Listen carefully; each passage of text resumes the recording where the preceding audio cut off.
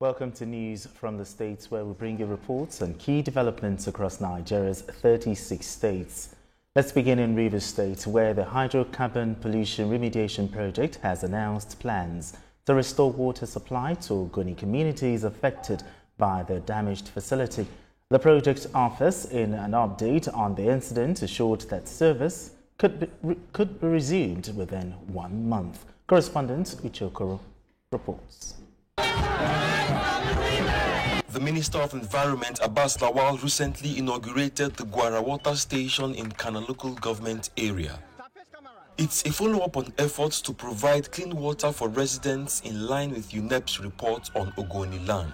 As we celebrate this milestone, I call upon the people of Bani and Gwara to take full ownership of these water facilities. The project should be protected, used responsibly, as well as ensure it remains functional for a very long time. We should also keep in mind that sustainability begins at the community level. Unfortunately, the joy of the beneficiaries was short-lived as a critical section of the facility collapsed just days after its inauguration.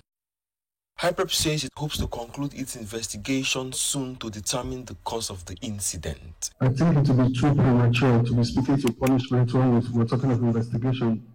If we're already condemning him, I don't see why we're investigating. We'll probably be shooting him before court. I think we should just be rest assured. Like we said, we're on top of our game. Whoever needs to be punished should be punished. The target is to get the water station back up and running within the shortest possible time. Third is to sympathize with the Gwara community over this unfortunate incident, because just like it is the case, they may not have water for the period, but also to assure them that water, this damaged facility will be restored as quickly as possible, and then water will be restored. Fourth, to equally inform you the fact that there is no compromise on the quality of all HYPREP projects.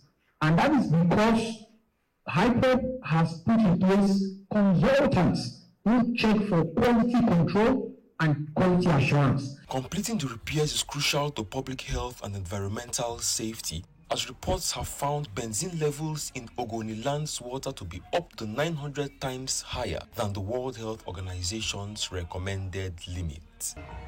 Uche Okoro, TVC News, Kana. Now, Uche Okoro joins me for more questions.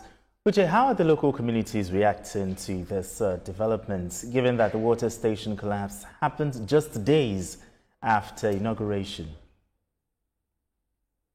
On that very good day, Benga, when that project was inaugurated, it came with a lot of pomp and pageantry, celebrations, dancing and singing, because for the people of the community, that's long-awaited relief to the absence of clean water that they've had to suffer for many decades. You know, the water in Ogoniland has been reported to be severely polluted, and so residents have been forced to consume that water for many years, and in the years that followed the pollution of their land as a result of oil exploration and exploitation. So that day was more like a celebration, a heave a sigh of relief that finally threats to life and health and the environment are well on their way to being resolved with the inauguration of that project. But like you said, now there's a sense of disappointment in the air,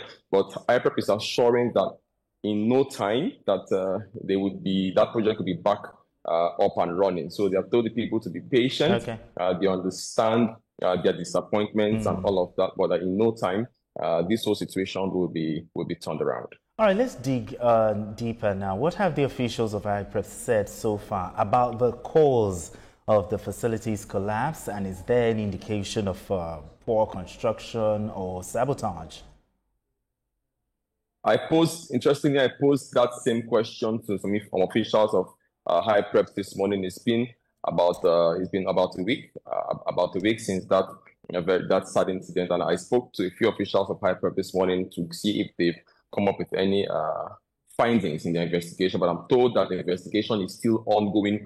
The two key things that the investigative body, high-powered body, as how HYPREP has described, we'll be looking out for was the project sabotaged.